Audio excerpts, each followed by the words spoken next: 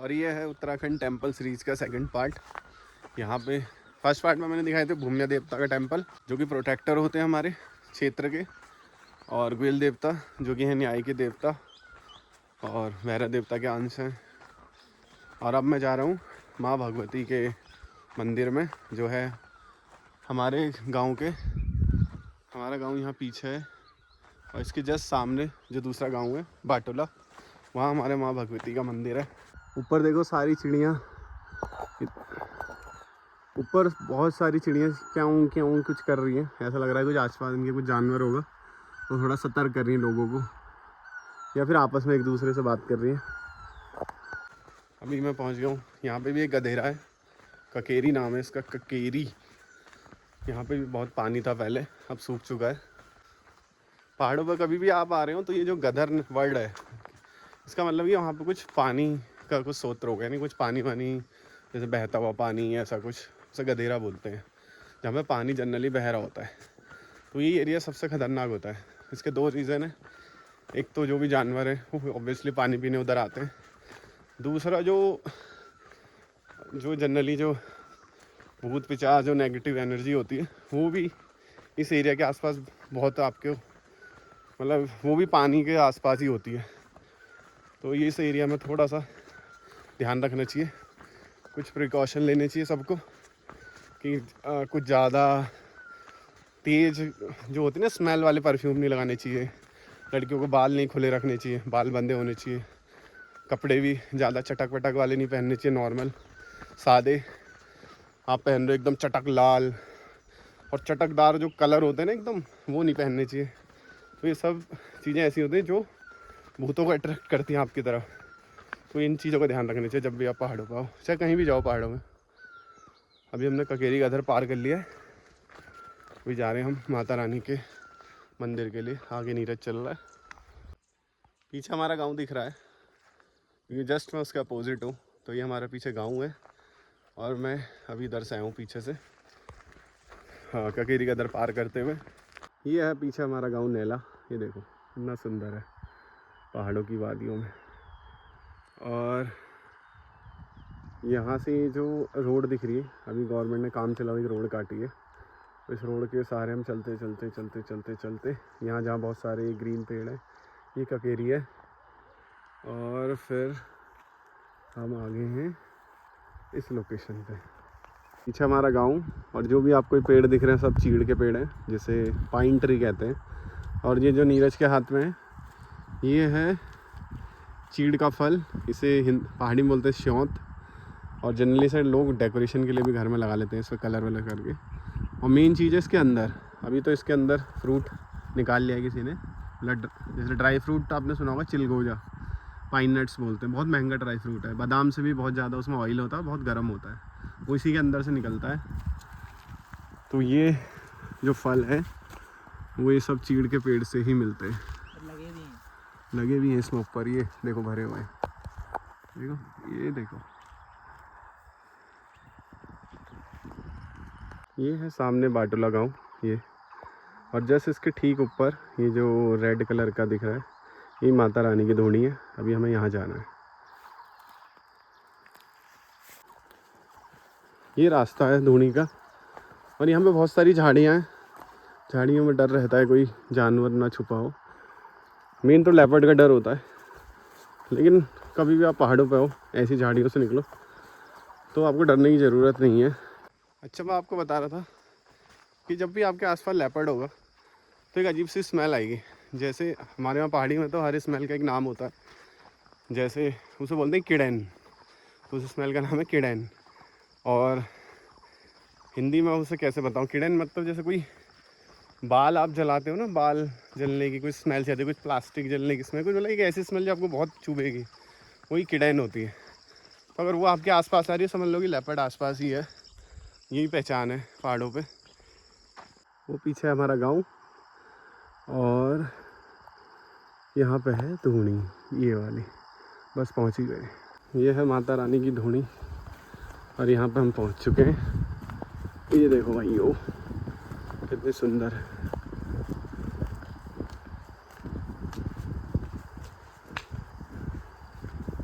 ये देखो ये है माता रानी की धूनी। ये माता रानी की धूनी है और इसके ठीक सामने हमारा गांव नेला। ये पीछे है मेरे धूनी। पहुंच चुके हैं हम, दर्शन वर्शन करते हैं। फिर आपको बताता हूँ क्या इंपॉर्टेंस है धूनी की उत्तराखंड में। पूरे कुमाऊं रीजन में आपको धूनी मिलेगी, ऑलमोस्ट उत्तराखंड में आपको धूनी मिलेगी हर जगह। आइए आपको धूनी के दर्शन कराते हैं।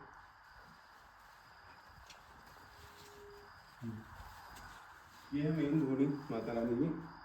और माता रानी के जितने भी गण होते हैं, यहाँ तक कि हमारे भोलेनाथ हो गए और नरसिंह देवता हो गए, सब उनके गण हैं। मतलब सबसे ऊपर स्थान उत्तराखंड में माता रानी का होता है। और यहाँ पे धूनी होती है, सारे जो भी उनके गण हैं सब यहाँ बैठते हैं, उनकी पूजा करते हैं।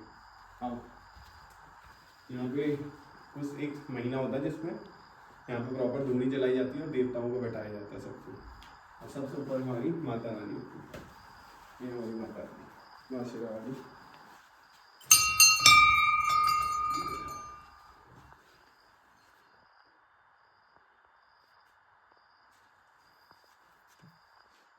तो मैंने आपको धूनी के दर्शन कराए। पीछे हमारी धूनी है माता रानी की। और धूनी का महत्व यहाँ पे ये है कि उत्तराखंड में सबसे ऊपर माता रानी का स्थान है। मतलब कि ये सबसे ऊपर है, इनके ऊपर कोई नहीं है। और जितने भी देवी देवता हैं, जो भी कोई है, सब इनके नीचे हैं। तो सब वो इनके आगे बैठते हैं, इनकी पूजा अर्चना करते हैं। तो जो चीज़ हमारे देवी देवताओं में देखी जाती है वही हमारे कल्चर में भी देखी जाती है। अगर आप उत्तराखंड आओगे तो यहाँ आप जनरली देखो, कोई बड़ा फंक्शन होगा या कुछ भी होगा, वहाँ काम जो होगा सब आदमी लोग ही करेंगे। औरतें आराम से अपना फंक्शन मतलब गीत गाएंगी, डांस वांस करेंगी। और जो मेन काम होता है किचन संभालना, यहाँ तक कि बर्तन तक धोना, वो सब आदमी लोग ही संभालते हैं। तो जैसे हम यहाँ देवी हमारे लिए सबसे ऊपर है, और वही हमारे कल्चर में भी दिखता है। मतलब जो महिला का स्थान है वो हमारे यहाँ सबसे ऊपर है। यही रीज़न है कि यहाँ पे उत्तराखंड में दहेज प्रथा बिल्कुल जीरो है। यहाँ दहेज नहीं लिया जाता। और एक टाइम तो ऐसा था जब हमारे दादी का टाइम था, तब उल्टा लड़की वालों को हम पैसे देते थे शादी करने के। तो इससे हमें क्या शिक्षा मिलती है, आज के जो हम पीढ़ी, हमें क्या शिक्षा मिलती है? हमें शिक्षा मिलती है कि भाई जो भी उत्तराखंड की लड़कियाँ हैं वो देखो आपका कल्चर कितना प्यारा है। मतलब आपको रहने के लिए इतने अच्छे घर मिल रहे हैं, पहाड़ है, यहाँ का वातावरण अच्छा, प्लस अब आप अपने ही कल्चर में रहोगे तो आपको एकदम देवी की तरह स्थान दिया जाता है। अब कई लोग बाहर भी शादी कर रहे हैं, मतलब कोई बुरी बात नहीं है, लेकिन आप देखो कि किसी का कल्चर कैसा है, क्या नहीं है, क्या वहाँ पे क्या रूल फॉलो किए जाते हैं।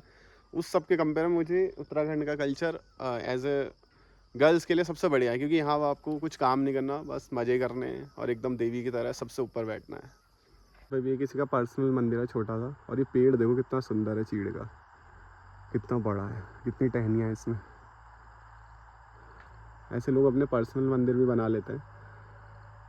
और उत्तराखंड में कई जगहों पे ऐसे जो अच्छे पेड़ होते हैं, बड़े बड़े और इतने मोटे, जनरली चीड़ का पेड़ इतना मोटा मिलता नहीं है। तो ऐसा बोला जाता है इनके नीचे खजाना भी होता पुराने लोगों का। क्योंकि जो पुराने लोग होते थे वो मरते वक्त अपना खजाना ऐसी किसी पेड़ के नीचे दबा के चले जाते थे।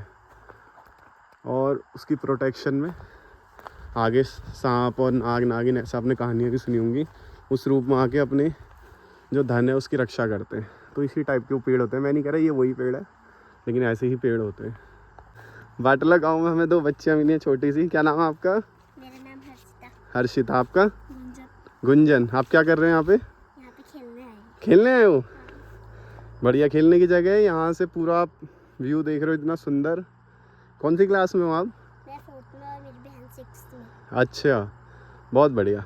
चलो बाय। बाय। ये देखो मेरे पीछे और एक पर्सनल मंदिर है किसी का, यहाँ पे इस पेड़ के पास। और थोड़ा सा मैं नोटिस कर रहा हूँ, जो जहाँ पे मंदिर है वहाँ वाली चीड़ के पेड़ ज़्यादा मोटे हैं अगर आप कंपेयर करोगे नॉर्मल चीड़ के पेड़ से। तो मतलब कुछ ऐसे कुछ ना कुछ कहानी होगी इनकी भी। तो आप बात बताना अगर आपको पता है ऐसा कुछ इनके बारे में। माँ भगवती के दर्शन करके गाँव के लिए निकल ही रहे थे, मेरी नज़र पड़ी थी स्कूल पे, जो कि है बाटूला का प्राथमिक विद्यालय यानी प्राइमरी स्कूल। अब देखो इसका क्या हाल है अंदर, खंडर हो गया एकदम।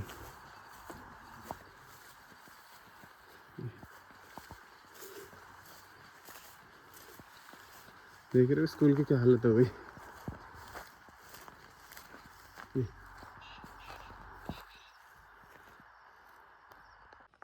तो जब भी हम उत्तराखंड आते हैं हमें ये चीज़ें देख के सबसे ज़्यादा दुख होता है क्योंकि लोग अब गांव में रहना ही नहीं चाहते।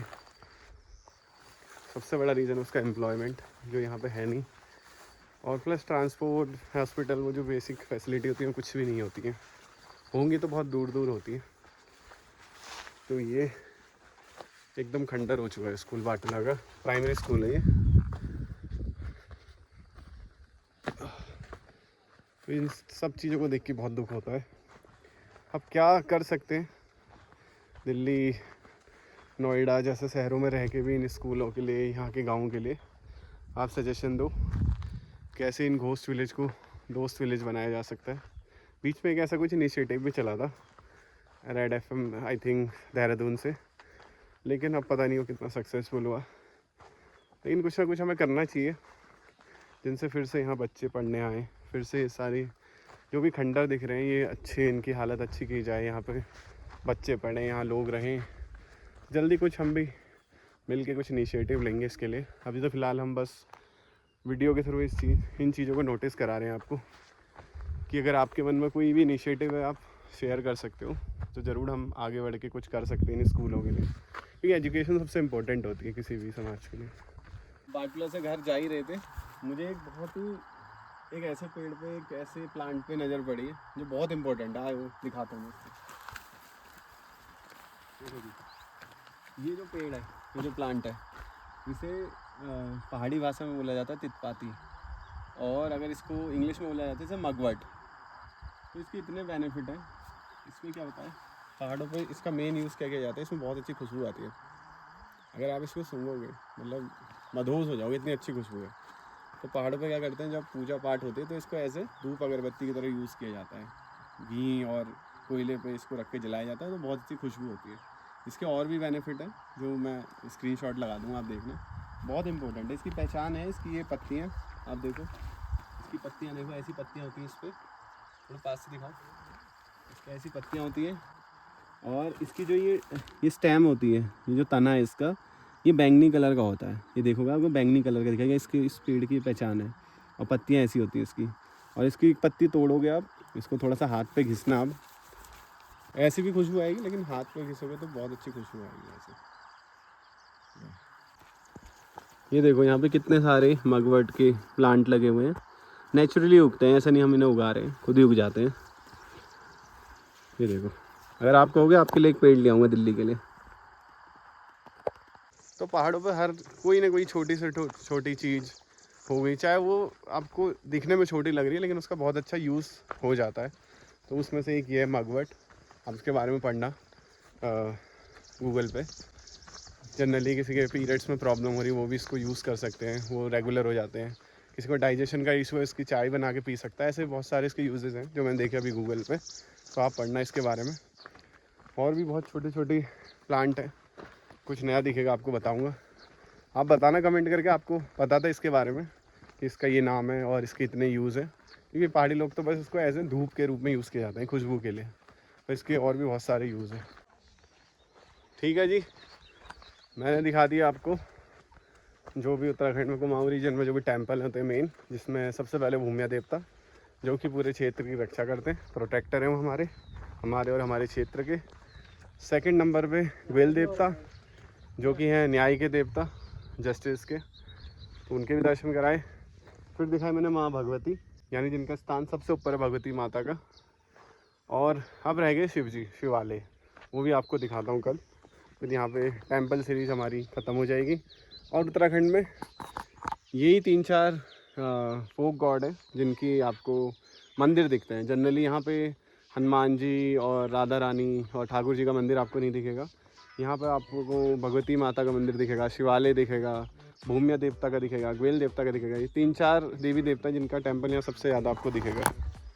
फिर कल दिखाऊंगा आपको शिवालय अपना, और उसके बाद फिर कुछ नया टॉपिक पे वीडियो बनाएंगे और मिलेंगे जल्दी। Okay bye.